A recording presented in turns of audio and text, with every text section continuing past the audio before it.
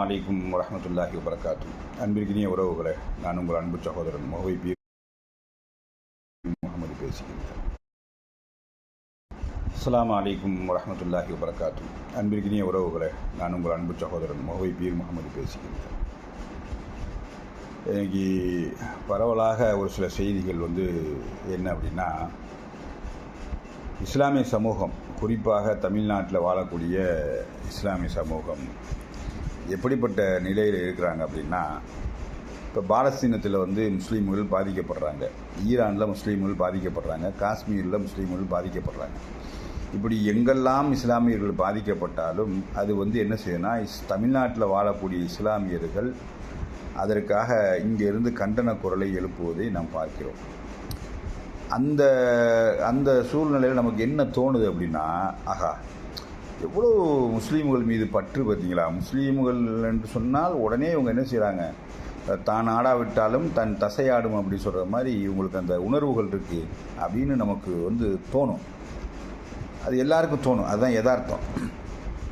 ஆனால் என்ன அப்படின்னா, எங்கேயோ இருக்கக்கூடிய அவன் யாருன்னு இவனுக்கு தெரியாது, அவன் எப்படிப்பட்டவன் தெரியாது. ஆனால் ஒரு இஸ்லாமியன் எங்கே பாதிக்கப்பட்டாலும் அதற்காக, இஸ்லாமியன் அல்ல, யார் பாதிக்கப்பட்டாலும், மனித இனம் யார் பாதிக்கப்பட்டாலும் அதற்காக துடிக்கணும்.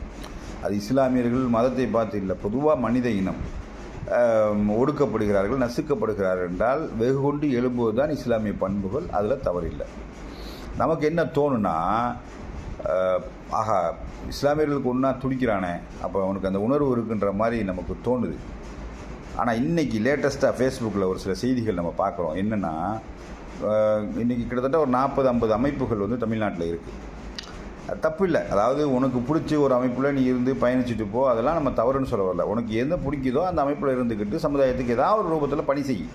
நீ சும்மா வெறுமனே இன்றைக்கி எதுலேயுமே இல்லாமல் இருந்தேன்னா, இன்றைக்கி அழகாக ஒரு விஷயம் கூட, இந்த அஜித் குமார் என்ற சகோதரன் இறந்துட்டான். அதுக்கு ஒருத்தர் பேசுகிறாரு, எப்படி சொன்னால், நீ எந்த களமும், அதாவது எந்த ஒரு அமைப்புலையும் எந்த ஒரு கூட்டமைப்புலையும் இல்லாதனால தான் அவனை ஈஸியாக தட்டிட்டு போயிட்டாங்க. ஏதாவது ஒரு கூட்டமைப்பில் ஒரு ஒரு கட்சியில் ஒரு அமைப்பில் எதாவது இருந்திருந்தீங்கன்னா உன்னை தொற்றுக்க முடியுமா? அது உண்மை தான். அதுக்காக வேண்டிய நீ என்ன செய்யணும், ஒவ்வொருத்தனும் ஏதாவது ஒரு கூட்டமைப்பில் ஒரு அமைப்பில் இருக்கின்ற பொழுது இன்றைக்கி உனக்காக ஒரு 10 பேர் நிற்பான்ற அந்த பயம் ஆளும் வர்க்கத்துக்கு இருக்கும். அதனால் நீ எதில் வேணாலும் இருந்து பயணிச்சுட்டு போ. ஆனால் இன்றைக்கி என்ன நடக்குதுன்னா, ஒருத்தன் ஒரு அமைப்பில் இருந்து என்ன செய்கிறான், கூட்டத்தை, மாநாடோ பொதுக்கூட்டம் இதை நடத்தி கூட்டத்தை காட்டுறான்னு சொன்னால், அதை கேலி கிண்டல் செய்வதற்காக வேண்டி நான் குறிப்பிட்ட எந்த அமைப்பையும் நான் சொல்ல வரல. பொதுவாக எல்லாரும் அப்படி தான் இருக்காங்க, எல்லா அமைப்பும் அப்படி தான் இருக்காங்க.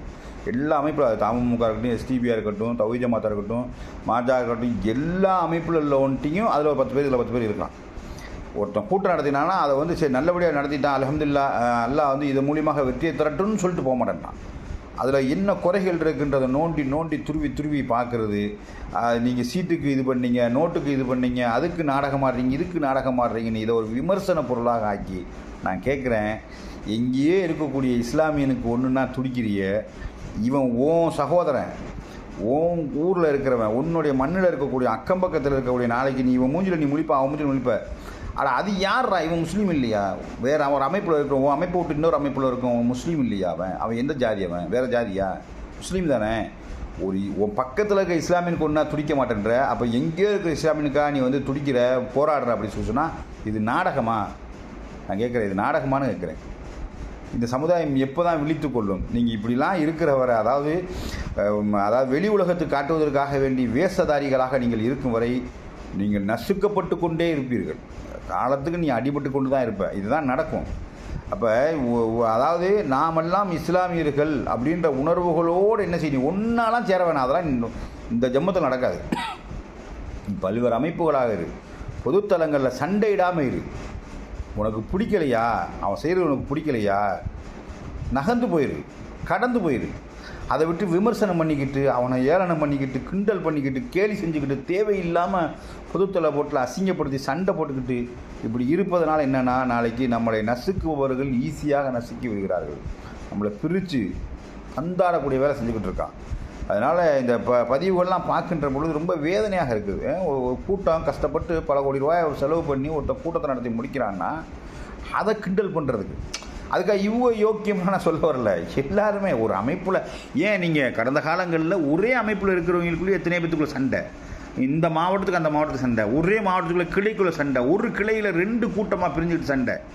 அப்போ இவங்கெல்லாம் சேர்ந்துக்கிட்டு என்ன செய்கிறாங்க, பாலஸ்தீன மக்களுக்காக போராடுறாங்க, காஷ்மீர் மக்களுக்காக போராடுறாங்க. விளங்கிடும், வருத்தத்தை சொல்கிறேன். ஏன்னா அதுக்காக போராடக்கூடாதுன்னு சொல்ல வரல. எங்கே இருந்தாலும் அநீதிக்கு எதிராக களம் காண வேண்டும், அதில் தப்பு இல்லை, அதை நீங்கள் செய்கிறது சந்தோஷம்தான். ஆனால் அதே நேரத்தில் முதல்ல உள் சவரை பூசுங்க, வெளி சவரை அப்புறம் பார்த்துக்கலாம். உள் சவரை ஓட்டையை வச்சுக்கிட்டு வெளி சவரை பூத்தி வெளியில் வந்து பெரும் பாராட்டுறதுனால எந்த ஒரு யூஸும் கிடையாதுன்றதை நான் சொல்ல வர்றேன். அல்லாஹ் எல்லாருக்கும் நல்ல புத்தியை கொடுக்கணும் இன்ஷா அல்லாஹ். நாமளும் என்ன செய்வோம், அதற்காக துவா செய்வோம். நல்லவர்களாகவே வாழக்கூடிய நற்பாக்கியத்தை அனைவருக்கும் அல்லாஹ் தர வேண்டும் என்று பிரார்த்தனை செய்தவனாக நிறைவு செய்கிறேன். உங்கள் அன்பு சகோதரன் முகவை பீர் முகமது. அஸ்ஸலாமு அலைக்கும் வரஹ்மத்துல்லாஹி வபரகாத்துஹு.